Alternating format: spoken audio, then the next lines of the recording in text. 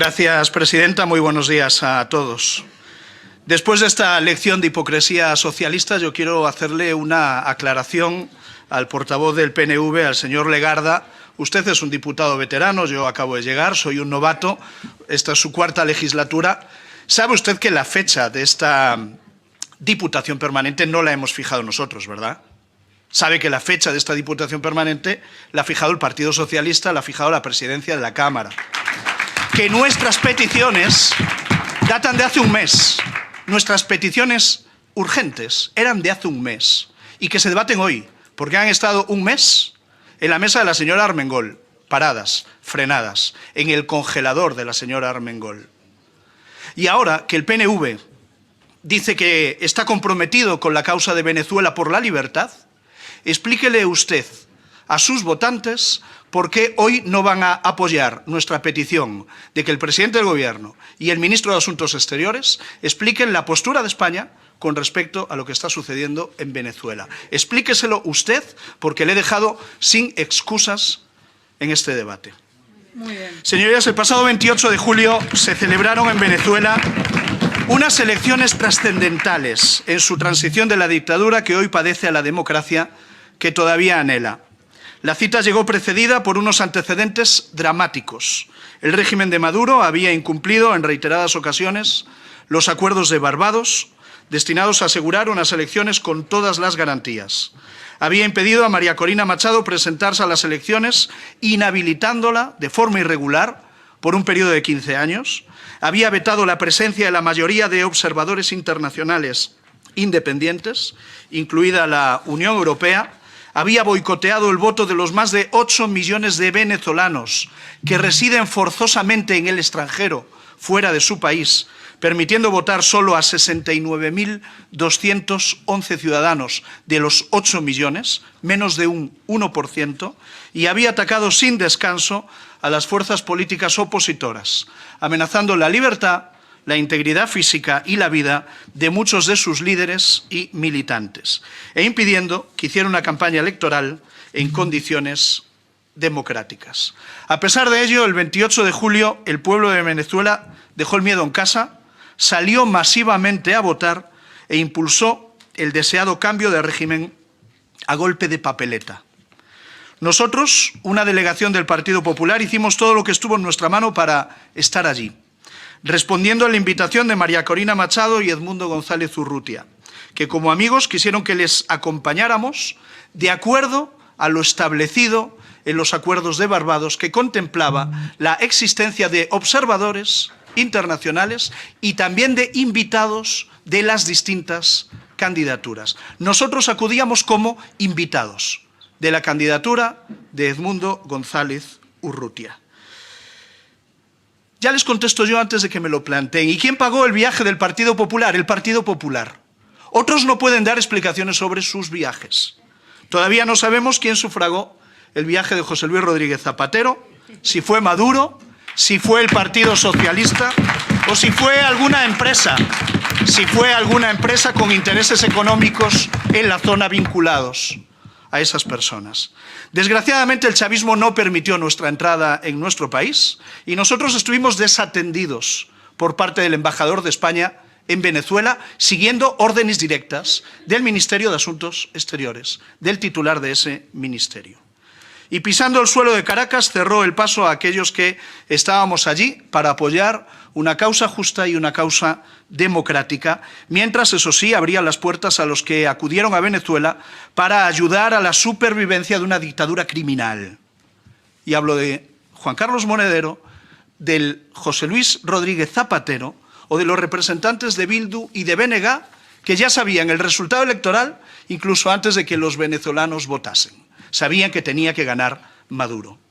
Después del 28 de julio, el chavismo se aferró a unos resultados infundados, tardíos, orales, inverosímiles, y utilizó al Consejo Nacional Electoral y al Tribunal Supremo de Justicia para ejecutar un fraude político descarado y sin el más mínimo complejo, merecedor de la repulsa de la misión internacional independiente de la ONU, que alertó de la falta de imparcialidad e independencia de ambas instituciones, reconociendo su papel decisivo dentro de la maquinaria represiva del chavismo.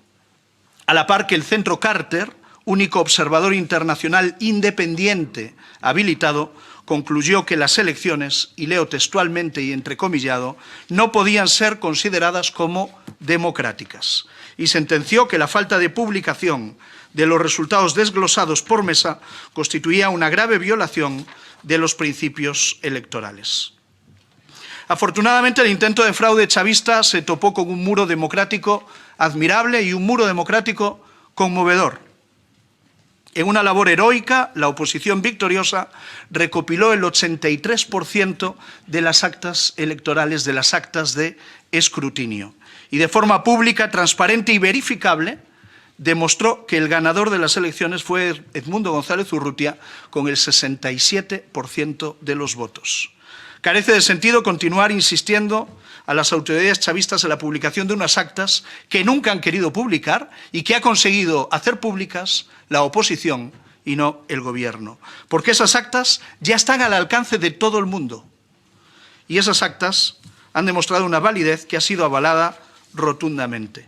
Pero no porque lo diga el Partido Popular, sino porque así lo dice el informe preliminar del panel de expertos electorales de la ONU, así lo dice la Organización de Estados Americanos a través de su secretario general, así lo dice el alto representante de la Unión Europea, así lo dicen medios de comunicación de ámbito internacional como el Washington Post, el Financial Times o El País, aquí en España.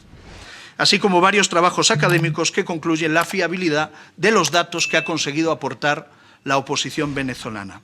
Confirmada su validez, solo hay una conclusión. Edmundo González Urrutia es el ganador de las elecciones en Venezuela y, por tanto, debe ser considerado como el presidente electo de Venezuela. Y Nicolás Maduro tiene que ser considerado como el perdedor acreditado y debe aceptar el resultado y debe iniciar un traspaso de poderes que debe permitir el inicio de la presidencia de Edmundo González Urrutia en enero de 2025. Desde la verificación de las actas, la estrategia de las fuerzas democráticas en Venezuela ha permanecido inalterada. Siguen utilizando las mismas herramientas que les permitieron ganar abrumadoramente las elecciones, destacando las multitudinarias y globales manifestaciones del pasado 17 de agosto.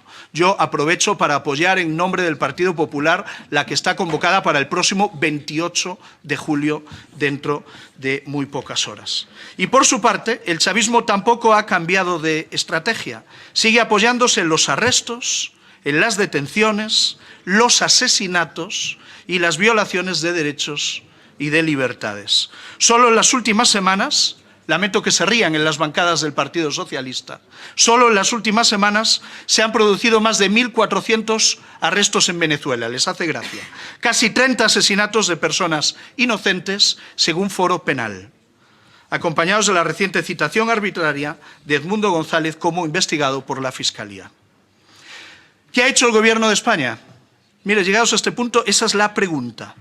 ¿Qué ha hecho el Gobierno de España ante todo esto? Ha suscrito 2 declaraciones conjuntas el 3 y el 16 de agosto, solicitando la publicación de las actas. Hacer algunas declaraciones a cargo del Ministerio de Asuntos Exteriores, el señor Álvarez, que hemos visto cómo se niega a concluir que Venezuela a día de hoy es una dictadura.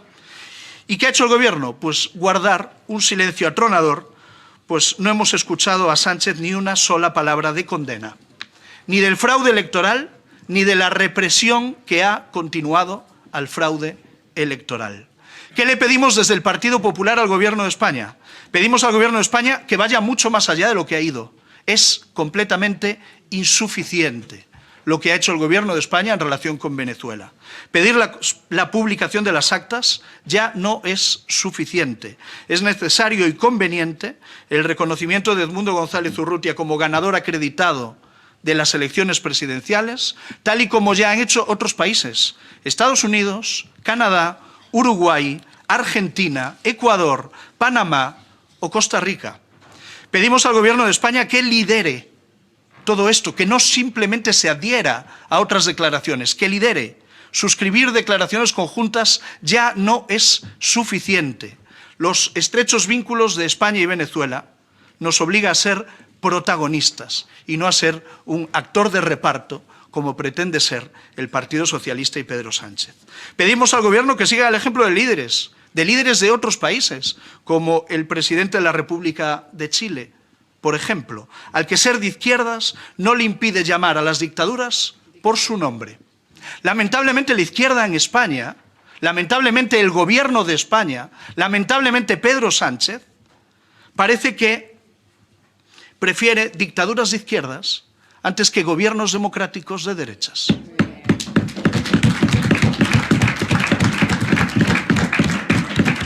Y eso es lo que les lleva a actuar como actúan en Venezuela o como actúan con respecto a otros países como Cuba.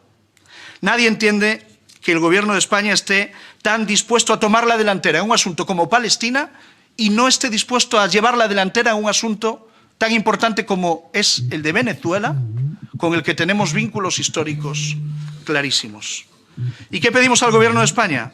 Pedimos que informe a estas Cortes en materia de política exterior. Si está en contacto permanente con el régimen chavista, como ha dicho el señor Álvarez, exigimos que nos explique por qué no se publican las actas electorales. ¿Por qué el Gobierno no las publica cuando la oposición sí lo ha hecho? Exigimos explicaciones al Gobierno de España sobre su tibieza. ¿Tiene algo que ver con las maletas de Delcy Rodríguez? ¿Con los intereses económicos del expresidente Rodríguez Zapatero, que ha abochornado a todos los demócratas españoles? ¿O con la cercanía ideológica de su gobierno con el régimen chavista?